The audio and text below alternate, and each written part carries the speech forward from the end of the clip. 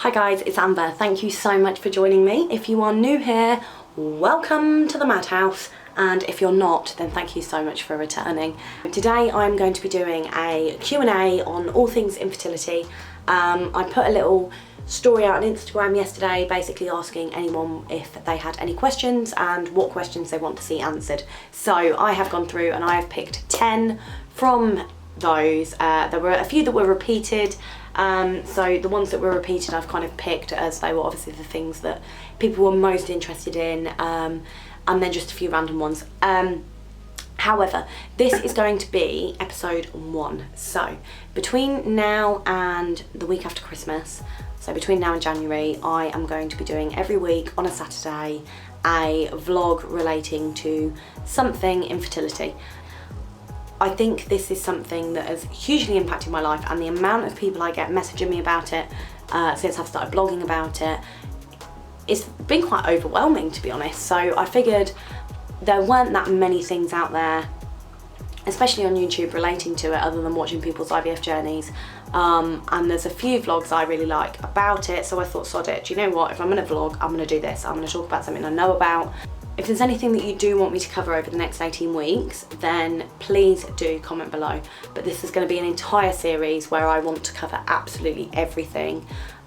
It's going to be brutally honest. There isn't going to be any cutting corners. I want to share absolutely everything there is. So, like I say, if there's anything that you want to know or anything you want me to cover, then please let me know. So, go make yourselves a cup of tea. Let's sit down and let's talk all things vagina.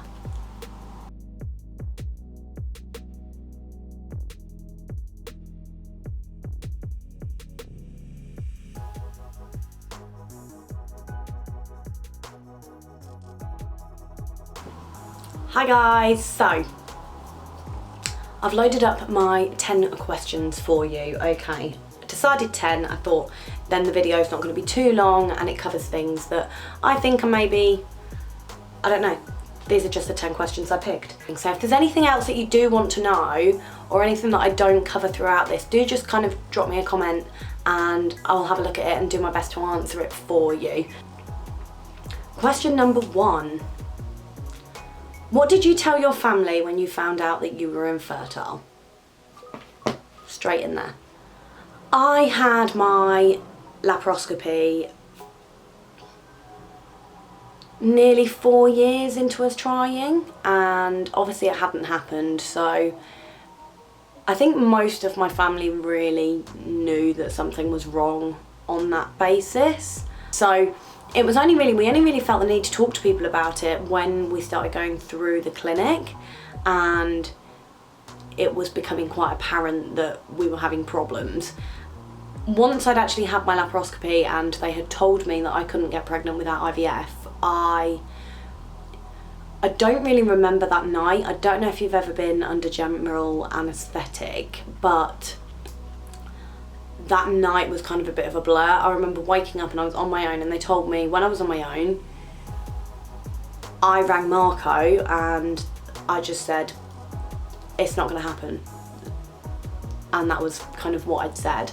And he was really positive, as he always is, came to pick me up, and the very first thing I did was ring my dad and promised myself I wouldn't get upset, and what the hell. I just said to my dad, Dad, I can't have children. They've told me that I can't without IVF, and I was heartbroken. And my dad has a way with words, and he isn't one to show very much emotion, and he just told me he was sorry. And yeah, so that's how I told my dad. Again, I rang my mum straight after I'd rang my dad, and she kind of said the same thing. They were just sorry, and there's not really much you can say to make anybody feel better in that moment. It was all still very fresh. I think Marco's family, I actually found a little bit harder to tell because their son had chosen to marry me, and I knew how much especially his dad wanted grandchildren, and so I found telling him really hard because I thought he's picked me and I can't provide the one thing that I felt I should be able to. So we went straight there. I'm really close to Marco's dad, he's like my best friend, so we went straight there and ordered a pizza, and I just broke down. As soon as we walked through the door, I just cried, and he was making me a cup of tea at this point, and he came inside and saw me crying, and again I just said to him, it can't happen, we need IVF. And he gave me the biggest hug he's ever given me. So yeah, that's what I did. So my promise to not cry isn't really going very well, is it? If I was like that on question 1, God help me by question 7. Jesus. Question 2. When are you starting treatment? We have decided that when we start, we are not going to tell a soul. By telling everybody that I'm going through the IVF in that cycle, if it doesn't work, you've got more people to tell before you're potentially ready to tell people that it's failed. And if it does, I want to be able to surprise people. I want to be able to tell people how I want to tell people. I don't want them to know that on this exact date is when I find out. And I always think, you know, in a normal pregnancy, if you like, those first 12 weeks are when you're in the danger zone, and you're not advised to tell people until you get to 12 weeks. So for me, I'm a bit like, well, I want that. I want some normality with this, and that is my way of keeping it. So we won't be telling anyone when we do it. We've not 100% decided whether or not we're not going to tell our parents. That's a bit extreme. But we're still in talks about that. But as a whole, I won't be sharing it publicly, if you like, or to my friends, to anyone that is outside of our immediate family circle, until it's done and until we've got a result, whether that be positive or negative. And regardless of the result, I am going to share it, just not when it's happening, because I don't know how I'm going to cope with it. I don't know how I'm going to be. This is still very new to me. So that's it, really. So I suppose the answer to the question is hopefully in New Year. We want to get my birthday and Christmas out of the way, and then we'll take it from there. Question 3. How long were you trying for before going to a GP? About 18 months. I think, because, so the first year we weren't trying as such. It was, I'd come off the pill because I didn't like it, and we just kind of stopped not trying, kind of thing. Like, it,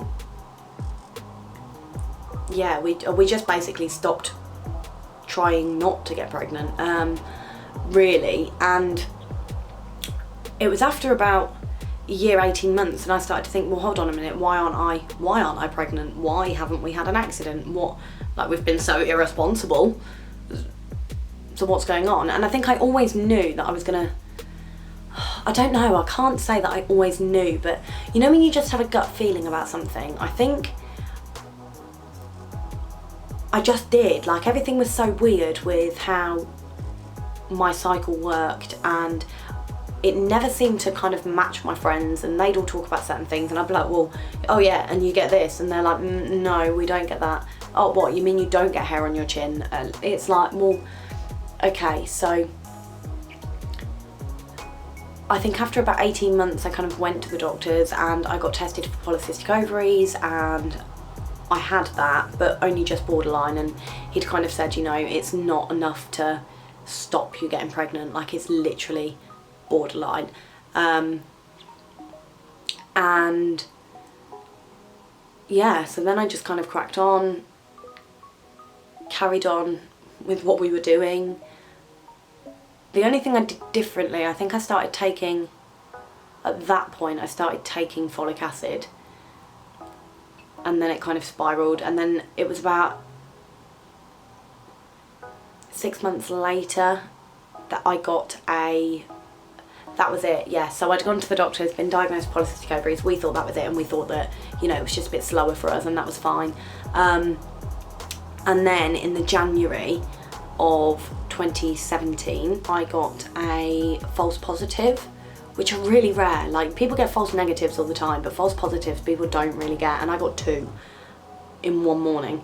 So anyway, I'd gone to the doctors and they'd confirmed that it was a false, and it was after that, and after that I kind of got obsessed.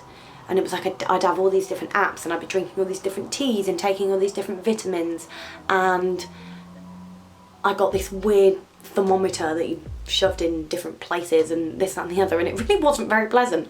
But it was kind of after that, when I became really obsessed, that I thought I needed to see someone about this. And my doctor isn't great, and it took them so long to actually refer us to the fertility clinic, so I didn't actually get referred to the clinic until July last year. So again, we'd been 3.5 years by that point, and I think they're supposed to do it after a year to 18 months when you're my age. Don't quote me on that, I'm not 100% sure, but I'm fairly sure it's about that. So yeah, it wasn't ideal. So my first doctor's appointment was about 18 months, but for them to take it seriously was about 3.5 years. But what I would say is, if you are in this situation and you are going to your doctors, you push them, like really push them, because it isn't okay, and they will just put you on a back burner and it's just taking time, it's just a bad period.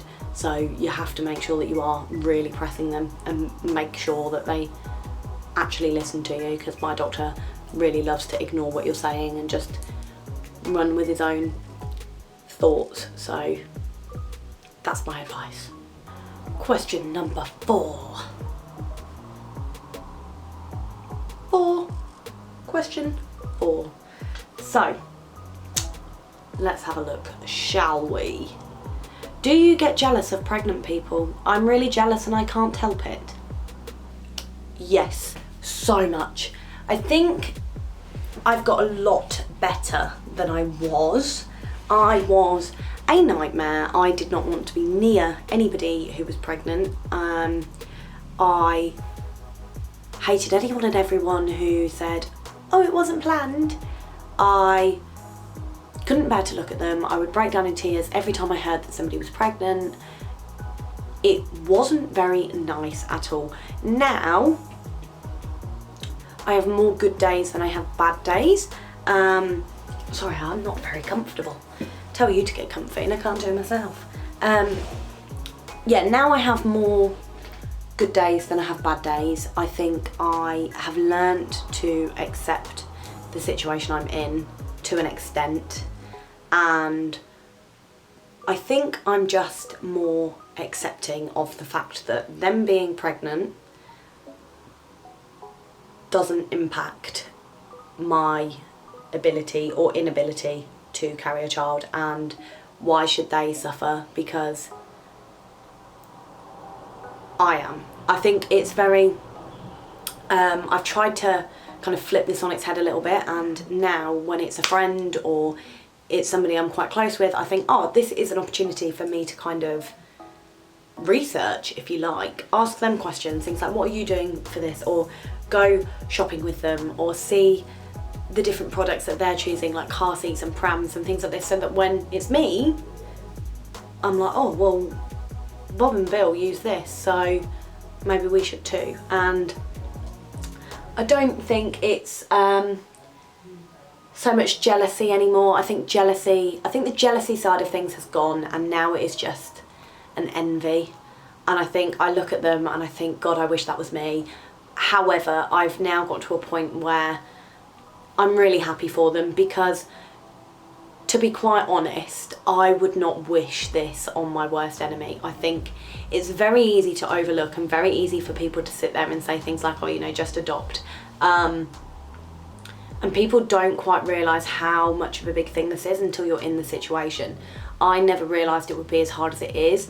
And so I think that now I try and think, well, don't be jealous of them. You've just got to work a little bit harder. And I think that's it. I envy, but I wouldn't say I'm jealous. I think I've worked really hard on that, and I will do an entire post based just on the jealousy side of things and kind of getting over that. Question number 5. 5 gold rings. This is why I shouldn't vlog. You're all gonna see how much of a loser I really am. Oh no, what have I done? Maybe I won't post this. Oh dear. Right, number 5. Are you nervous to start IVF? Yes. Yes, yes, yes, yes, yes. Absolutely bricking it. I am so scared of the unknown. I am very scared of needles. So the fact that I've got to inject myself is terrifying for me. I don't really like medication anyway. I try and avoid it as much as I can because I don't really like the fact I'm pumping myself full of a load of rubbish things that I don't really know what they are. There's a lot of risks involved. There's the surgical procedures, there's all different things, and ultimately the fact that it might not work and the fact that I'm paying all this money for a gamble effectively, that yes, I'm extremely excited, don't get me wrong, and the fact that in my head I'm like, yes, it will work, it will work, it will work, I am so aware of the fact that it might not, and that's the bit I'm nervous about. I'm nervous about how I am going to cope if it does not work. I am going in 100%, it is going to work. I'm going in feeling so positive.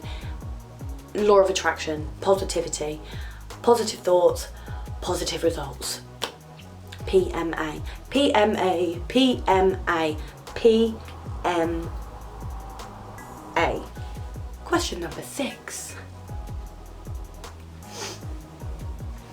So, question number 6 is, how has your husband handled everything? As far as I'm concerned, very well. He has been my absolute rock, and he is so supportive of absolutely everything I do, and this is no exception.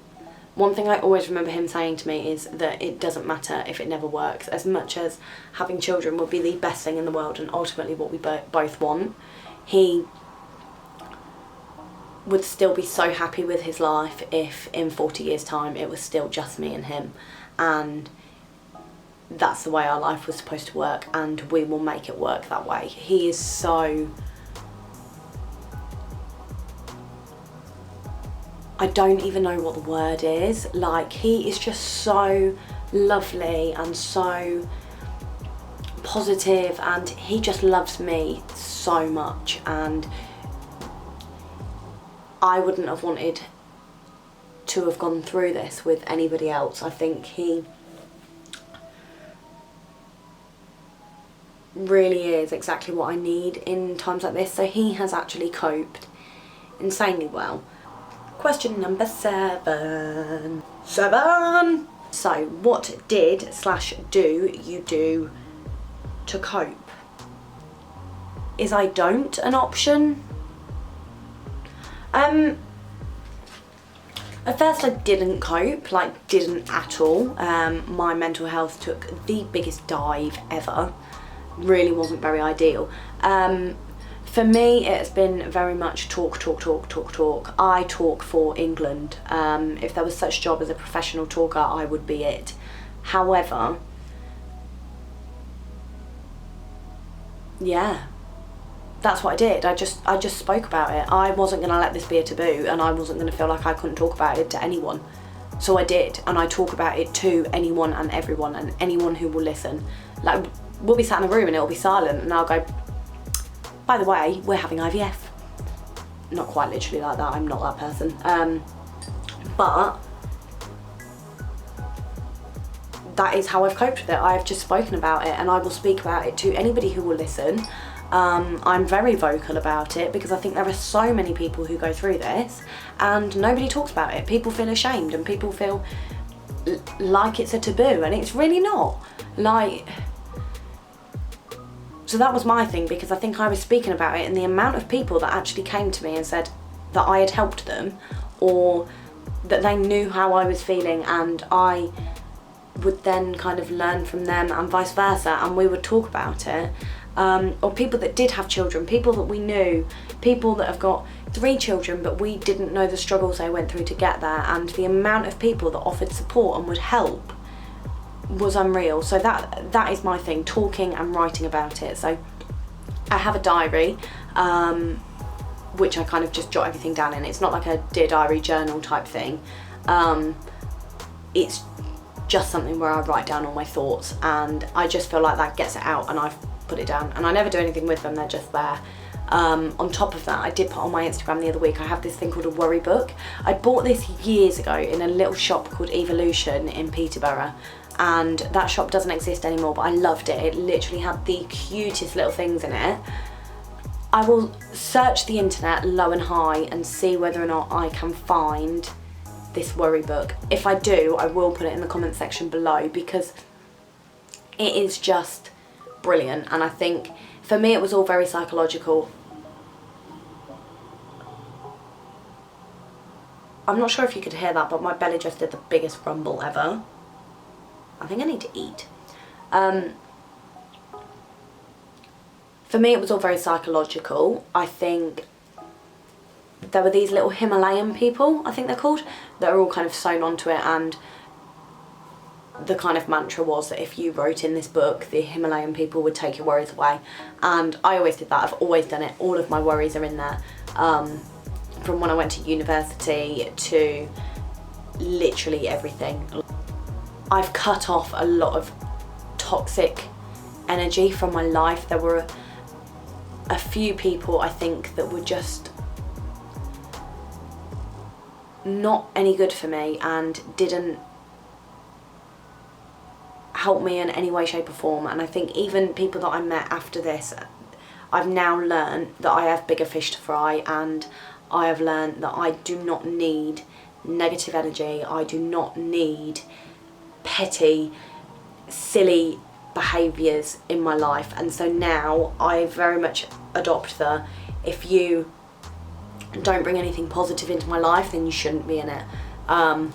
It's something that I've needed to do for a long time. I've always been very much of a pushover, whereas now I'm no nonsense. This is my life, this is how I want to live it. You only get one life. So I think I've coped by talking about it, meeting other people, learning what matters, and really adopting that way of life. Another thing I have done, this book, I don't know whether or not this is going to show up backwards on the screen or not, but this book is called Dare to Dream, and it's by Izzy Judd. So if you don't know her, she is married to one of the McFly members, I think Harry. Is it Harry Judd? It is Harry Judd, isn't it? Yeah, it is, it's Harry Judd. I should know that, I've read this book about 1700 times. I actually have lost count how many times I've read it, but this was the biggest help to me.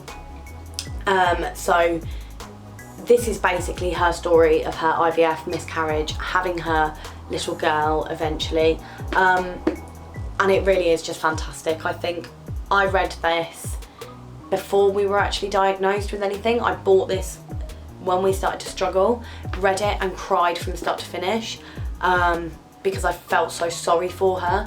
And then I read it about a week after I came out of hospital the first time, and I cried again from start to finish, but for an entirely different reason. Honestly, if I could thank her personally for writing that, I would give her the biggest hug ever, because she just has honestly made me feel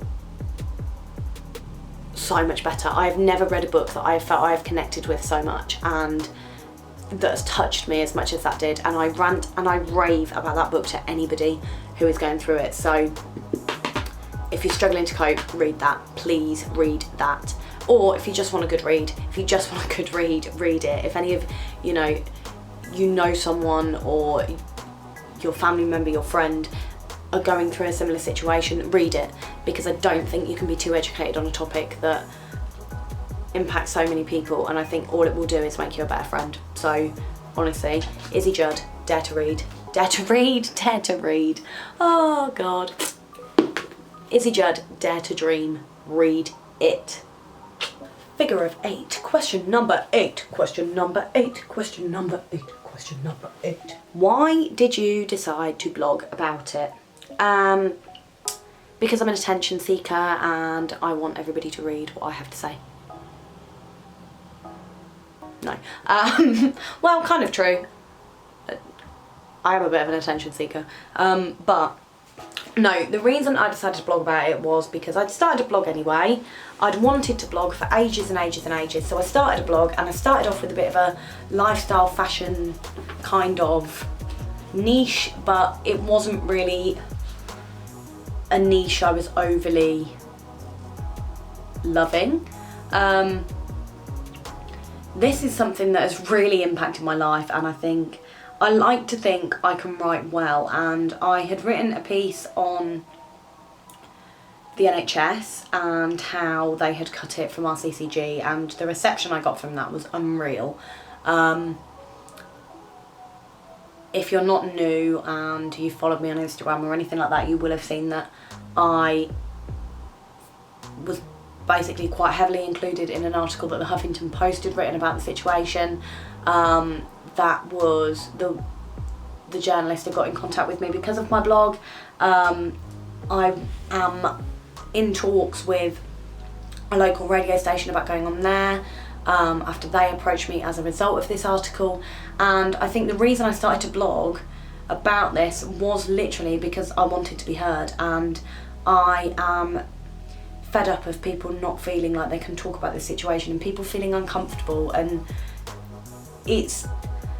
people are so uneducated about it. It makes you laugh, really. So for me, I just thought, like I say, I cope with it by speaking about it, and so if I can write about it and I can help all these different people who potentially don't want to speak about it, you know, that's fine. I encourage people to talk, but if they don't want to talk, that's fine too.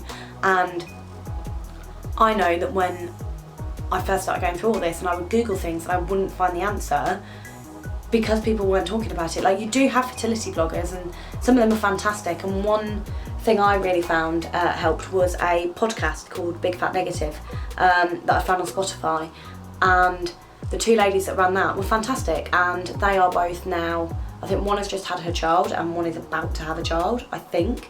And I just kind of started it because I thought, well, if all these different people have helped me, then who can I help? And the amount of messages I have had, honestly, from people I don't know or haven't seen in years and have just found my page, who have messaged me to tell me that their experiences and to tell me that I have helped them and that they understand how I feel and they felt so connected with it. And I just thought, well, this is why I'm doing it. I cope by talking, I cope by writing things down. However, if I can just make one person feel better about the situation by them reading what I've got to say, then I've won. And that's why I'm doing it, ultimately, because I don't want people to feel alone. Infertility is one of the loneliest things in the world. Really, it honestly is. You feel so isolated and so cut off from everybody and so on your own, that I think these different blogs and these different people on social media that do put themselves out there and say, you know what, hi, I'm going through this, you can talk to me, that's what I want to do. So that's why I'm doing it, ultimately. 9, nerf 9. Okay, so question number 9 is, what has been the hardest part of your journey so far?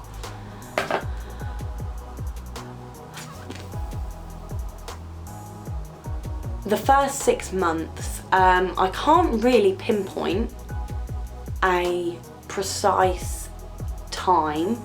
However, I came out of hospital and that first week was horrible. I had so many visitors, I had so many people sending me flowers, and it was just kind of, I knew it was bad. Like, people felt so sorry for me, and the last thing I wanted was pity. But people were coming around to the house and I was just crying all the time. I was just an emotional wreck. And it was kind of, after that, I threw myself in the deep end and was like, right, come on, let's go. I'm gonna donate my eggs, we're gonna do this, we're gonna do that. And then, I don't know, something just hit me like a ton of bricks, and I was a bit like, hold on a minute, process what's actually just happened. And I hit rock bottom. I really hit rock bottom. I think I got to a point where I'm not a big drinker. I mean, I am a big drinker in the sense that when I drink, but I don't drink very often. Like, I don't sit at home and have a glass of wine of an evening and this, that and the other. It's once in a blue moon I do that. Whereas I was coming home from work and I was having wine every night. I had started smoking again, and I'd gone so long without smoking, so long. And that was it. I was straight back on it again, and I was smoking 20 minimum really a day, and it just, like, physically, like, that was it. I was drinking a lot more, I was smoking a lot more, I stopped making an effort, I was comfort eating, I was piling on weight like you wouldn't believe. I stopped doing my makeup, I stopped doing my hair, I'd go into work all the time just looking awful. I was so grumpy, like you couldn't speak to me without me snapping at you. And somebody at work actually said to me, like, you're so grumpy all the time now, and I was in that moment a bit like, how dare you say that to me. Whereas now I look back and I think about it and I think, no, I really was. I was really, really horrible to be around. And I think with Marco, I was just angry, and I was just bitter at the world. Like, I was so mad, and I was so mad that this had happened to me, and I didn't know how I was supposed to deal with this, and I was taking it out on everybody, absolutely everybody. Like, poor Marco, honestly, he could not put a foot right. He really couldn't put a foot right, but I was just angry at the world. I remember one day I was so angry, I was just stood in my kitchen and I was so upset, and I picked up a dining room chair and I just threw it on the kitchen floor and put a hole in my kitchen cupboard. And that's not me. I don't do things like that, ever. But that was it. I was so angry and so bitter, and I think in those 6 months, that was it. I remember my husband sitting me down one day and Marco said to me, I was just sat there, and he said, are you suicidal? And that gave me a bit of a shake up, because I think when somebody says that to you, your thoughts all change, and it was, I didn't know what to say. And that was it, and it was just, that was kind of rock bottom, and that went on for a good few months, and I think it was only in about February, and my best friend from university came to stay with us, and I just remember we went out and I had had so much to drink, and I just sat down in the garage with her and just cried my eyes out. I was sat there having a cigarette and I was just crying so much, told her everything, and it was kind of after that I thought, you know what, you really need to sort yourself out, really need to sort this out. So then I had my operation, had my tubes removed, and after that I thought the only way is up. I couldn't sit there and feel like that anymore. So I think the hardest part was kind of accepting it, and the hardest part was those 6 months. I think there have been certain things along the way, like my operation was horrible and I was in a lot of pain for a very long time, but I came out of that feeling positive, and felt like the worst of it was over. But those 6 months, those initial 5-6 months were just horrific. I'd never ever want to go back there, because it really wasn't nice. It's not a nice place to be, and people don't know how to help you, and I didn't want to be helped. And that's one thing I always say, you can't help somebody who doesn't want to be helped. And for those 6 months, that person was me, and it was horrible, really horrible.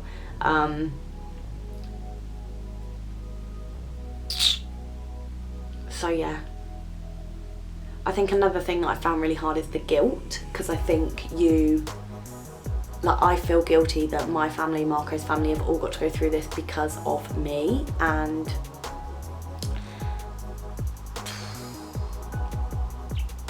I shouldn't feel guilty. And most of the time, like I say, I'm accepting it now, and I'm learning that it isn't my fault. But you can't help how you feel sometimes, can you? Like, I think that's it, really. Okay, question number 10. Question number 10 is, what is the most insensitive thing anyone has ever said to you about your infertility? So, last week, was it? I think it was last week. I did a blog post of 10 things you should never say to anyone struggling with fertility.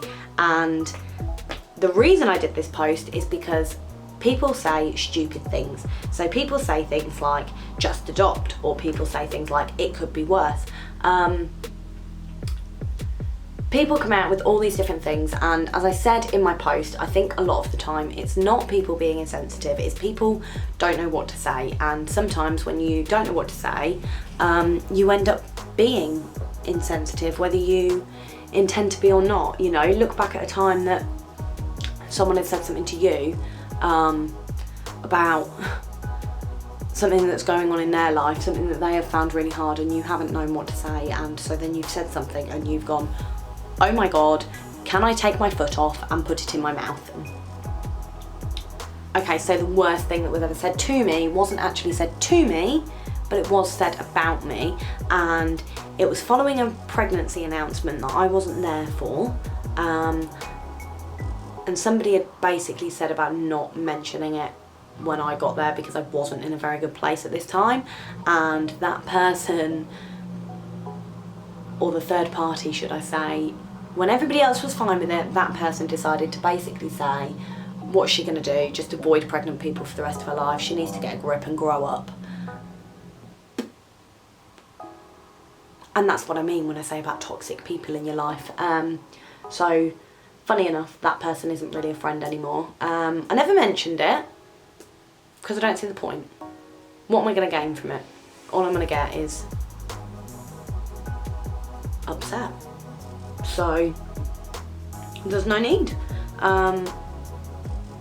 It's not the worst thing in the world that anybody could say, and everybody's entitled to an opinion. However, I think that's the worst thing anyone's just said. I think there's a lot of comments like you just adopt and it could be worse, and just relax, and oh, my cousins, dogs, brothers, uncles, step sisters, uncles, long lost sisters, daughters, dog's tooth got pregnant after she didn't have a womb and she still naturally got pregnant, and you're thinking, yeah, of course you did, alright,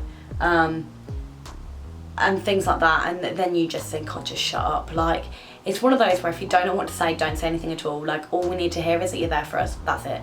Let us talk to you, you don't need to do the talking. Okay guys, I think I've spoken to you enough today. I didn't anticipate this video to be this long, however, it was, so I hope you've enjoyed it. This is obviously episode 1 of what will be 18 fertility specials. Like I say, I am hoping to upload every Saturday between now and January, so it's 18 weeks, which means it's 18 weeks till Christmas. Oh no, that means it's 17 weeks till Christmas. I love Christmas. I'm so excited for Christmas already. I know I really shouldn't be, but I really, really am. So, if you also like Christmas, then I suppose you can count these videos as a countdown to Christmas, which is just brilliant. So, that'll be it. So, between now and the week after Christmas, so now and New Year, effectively, there'll be 18 videos, all focusing on all things fertility. So, if there's anything in particular that you want me to cover, please let me know. Just drop it in the comments. There's no point sending me DMs on Instagram and things like that because I'd like to keep them all in one place. So just comment, let me know what it is you want me to cover, and I'll have a look, see what I can do, see what the most popular things are. But please, please, please let me know. I hope you've enjoyed this. I've really enjoyed talking to you. It wasn't as emotional as I anticipated, so this is really good. So yes, make sure that you like, make sure that you comment, make sure that you subscribe and share if you really like it that much. But yeah, please make sure that you subscribe, and you will have 18 weeks of fertility specials all coming your way. I am very excited to go through this journey with you, so thank you so much for watching. Take care, goodbye.